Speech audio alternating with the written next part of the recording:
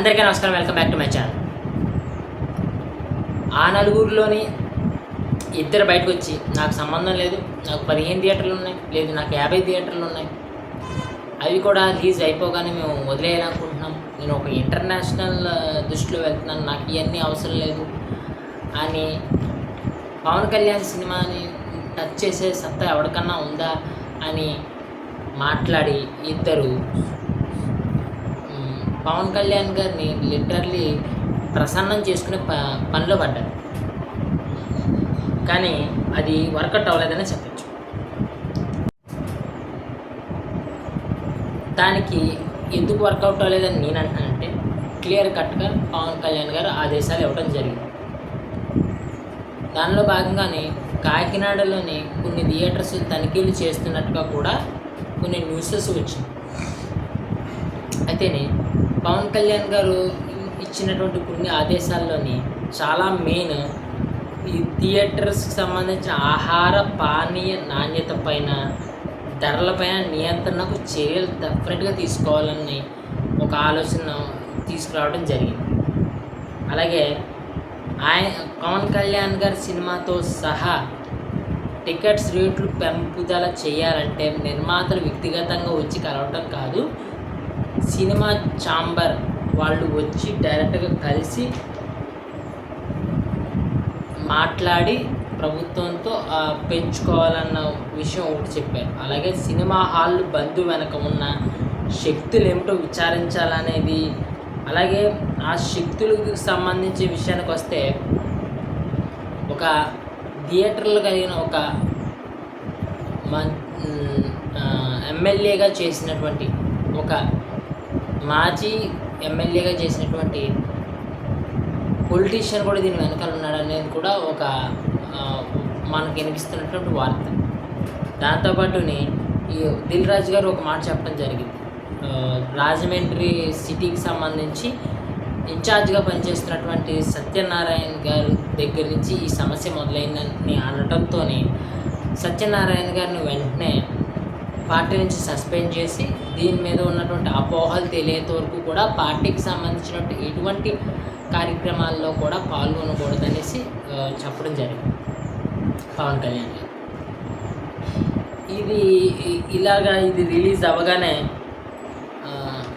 వెంటనే దిల్ రాజు గారు కూడా దీనికి సంబంధించి ఒక రియాక్షన్ ఇచ్చారు.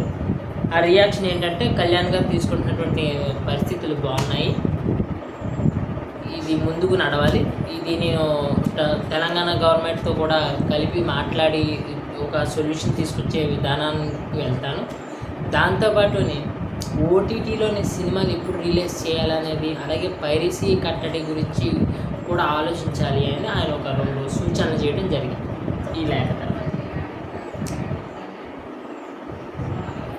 ప్రధానంగా ఇక్కడ మనం మాట్లాడుకోవాల్సిన విషయాలు, అనుకుంటున్న దాంట్లో ఆ నలుగురు అన్న పాయింట్లోకి వస్తే ఇద్దరు బయటకు వచ్చేసి సంబంధం లేదు అని అన్నారు. ఇంకొక ఇద్దరు వచ్చేసి సురేష్ బాబు గారు, అలాగే సునీల్ సత్యనారాయణ గారు. అంతేనా? వీరిరువురు ఇంకా బయటకు వచ్చి క్లారిటీ ఇవ్వలేదు. మెయిన్గా సురేష్ బాబు గారు, ఈయన ఒక ప్రముఖ నిర్మాత అయినప్పటికీ ఈ తూర్పుగోదావరి జిల్లాలో ఎక్కువగానే థియేటర్స్ కలిగి ఉన్నట్టుగా కూడా వార్తలు అప్పట్లో విన్నాము. అప్పట్లోనే ఆయనకి దాదాపు ఒక 500 పైగా థియేటర్లో ఉన్నట్టుగా మనం వినటం జరిగింది. అయితేనే ఈ కుట్ర వెనకాల సురేష్ బాబు గారు, దాంతోపాటు ద్వారంపూడి చంద్రశేఖర్, ఎప్పుడైతే ఆయనకు సంబంధించిన ఈ బియ్యాన్ని మనం సీజ్ ద షిప్ అన్న పాయింట్ని తీసుకొచ్చాము, ఆయన కౌంటర్ ప్లాన్గా సీజ్ ద థియేటర్స్ అన్న టైప్లోని ప్లాన్ చేసి ఉంటారు అనే డౌట్స్ కూడా ఉన్నాయి. సురేష్ బాబు గారి మీద ఎక్కువగానే డౌట్స్ ఎందుకు చూపిస్తున్నారంటే, ఇది సోషల్ మీడియాలో ఎక్కువగా వినబడుతున్న వార్త. 2014-19 మధ్యలోని విశాఖపట్నంలో తిరుపతిలో ఒక ఇది ప్రొడక్షన్ హౌస్ సేమ్ ఇప్పుడు ఈ అన్నపూర్ణ స్టూడియోస్ ఎలాగో ఈయన కూడా అలాగా ఒక నిర్మించడానికి భూమి ఇవ్వడం జరిగింది. అయితే ఆయన సరిగ్గా కట్టకపోవడంతో ఆ వైసీపీ ప్రభుత్వం వచ్చిన తర్వాత దాన్ని కాంప్రమైజ్ చేసి దాన్ని కొంచెం బాగా రియల్ ఎస్టేట్గా మార్చడం జరిగింది. ఇప్పుడు ఈ ప్రభుత్వం వచ్చిన తర్వాత మీకు ఇచ్చింది రియల్ ఎస్టేట్ కోసం కాదు, ఇది ఒక మీరు ఇటు ప్రొడక్షన్ హౌస్ కడతారని చెప్పేసి ఆ భూమిని వెనక్కి తీసుకురావడం కూడా జరిగింది. ఈ విషయంలోనే ఆయన ఏమన్నా కోప్పడి వీళ్ళు ఏమన్నా మేనేజ్ చేసి ఇదంతా చేశారా అన్న పాయింట్ ఒకటి వినబడుతున్న మాట. దాంతోపాటు కళ్యాణ్ గారు మీకు ఫస్ట్లో చెప్పినట్టు ఆదేశాలు ఇచ్చారన్నాను కదా, ఈ ఆదేశాల్లో మెయిన్గా తినుబండారాల మీద కనిపిస్తున్న పాయింట్ చాలా ఇంపార్టెంట్. దీని మీద డెఫినెట్గా ఒక విధి విధానం తీసుకురావాలి. ఎందుకంటే ఒక సమోసా బయట ఒక 20-30 రూపీస్ ఉంటాయి, నీకు అక్కడ 80, 90, 100, 150 అలా కూడా ఉంటుంది. మల్టీప్లెక్స్లో అయితే మరీ గట్టిగా ఉంటాయి రేటు. దీని మీద డెఫినెట్గా నాణ్యతాపరమైన చెక్కింగ్లు జరగాలి. అండ్ దీని రేట్లు కూడా తగ్గింపు జరగాలి. ఎందుకంటే కళ్యాణ్ గారు ఆలోచిస్తున్న విధంగా కరెక్టే.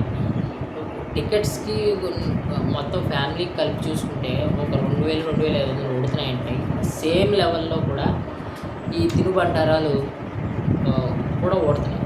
అండ్ ఈ తినుబండారాలకు సంబంధించి ఈ ప్రొడ్యూసర్స్, ఈ థియేటర్లని లీజుకు తీసుకుని వాడుతున్న ప్రొడ్యూసర్స్ ఏమన్నా బిజినెస్ చేసుకుని దాంట్లో కూడా లాభాలు పొందుతున్నారన్న పాయింట్ని కూడా నేను చెక్ చేయాల్సి ఉంటుంది. ఇంకా ఫైనల్గా ఒక పాయింట్ చెప్పడానికి ఏమిటంటే, దిల్ రాజు గారు 2 సజెషన్స్ ఇవ్వడం జరిగింది. ఏంటి, ఓటీటీలో సినిమాని ఎప్పుడు రిలీజ్ చేయాలన్న పాయింట్ ఒకటి, అలాగే పైరసీ కంట్రోల్ అని. ఇది ప్రభుత్వాలు తీసుకునే నిర్ణయమా లేకపోతే సినిమా ఇండస్ట్రీ, సినిమా ఛాంబర్ తీసుకోవాల్సిన నిర్ణయమా అనేది మరి దిల్ రాజు గారు ఆలోచించుకోవాలి. ఎందుకంటే ఓటీటీకి ఇచ్చేది మీరు సినిమాను ఒక వారం లేదా 2 వారాలు ఆడించేసి దాన్ని వెంటనే మీరు ఒక ఓటీటీ ప్లాట్ఫామ్ కమేస్తున్నారు డబ్బుల కోసం. దాంట్లో డౌట్ లేదు. అది తగ్గించుకోవాలి డెఫినెట్గా. కనీసం మీరు రెస్ట్రిక్ట్ పెట్టుకోవాలి. మీరు మాట్లాడుకుని ఒక రెస్ట్రిక్షన్ పెట్టుకుని ఇది డెఫినెట్గా ఒక 1 month ఆపి తీరాలి, లేకపోతే ఒక 100 days ఫంక్షన్ తర్వాత ఇవ్వాలి అని ఒక ఐడియా పెట్టుకుని మీరు ఓటీటీస్ కమ్ముకుంటే అది కుదురుద్దు. కానీ అంటున్నల్లెస్ అది ఓటీటీకి ప్రభుత్వం నుంచి కట్టడి చేయడం లేకపోతే ప్రభుత్వం ఒక నిర్ణయం చెప్పడం అనేది ఉండదు. ఎందుకంటే అది ఈ డైరెక్టర్స్, ప్రొడ్యూసర్స్ చేతిలో ఉంటుంది కాబట్టి, మెయిన్గా ప్రొడ్యూసర్స్ చేతిలో ఉంటుంది. పైరసీ అనేది డెఫినెట్గా అందరూ కలిపి పోరాడాల్సిన అంశమే. కానీ ఈ పైరసీ ఎందుకు వస్తుందన్న పాయింట్లు డెఫినెట్గా ఆలోచించుకోవాలి. దానికి సంబంధించిన భద్రతా చర్యలు ఏం తీసుకుంటున్నారు, ఎక్కడి నుంచి లీక్ అవుతుంది ఈ సినిమా అంతా, ఎవరు షూట్ చేస్తున్నాడు, లేకపోతే రీల్స్ని ఎవరు తీసుకుంటున్నారు పైరసీ కోసం, దాన్ని ఎవడు డూప్లికేట్ చేస్తున్నాడు, దీనికి అలవాటైపోతున్న ప్రజలు ఎందుకు అలవాటైపోయారు అసలు ఈ పైరసీ వెబ్సైట్లకి అనేది కూడా ప్రొడ్యూసర్స్ మెయిన్గా ఆలోచించుకోవాల్సిన పరిస్థితి ఉంటుంది. ఆలోచించుకుని ఒక సమీక్ష చేసుకుని దీనికి ఒక పరిష్కారం తీసుకురావాలి.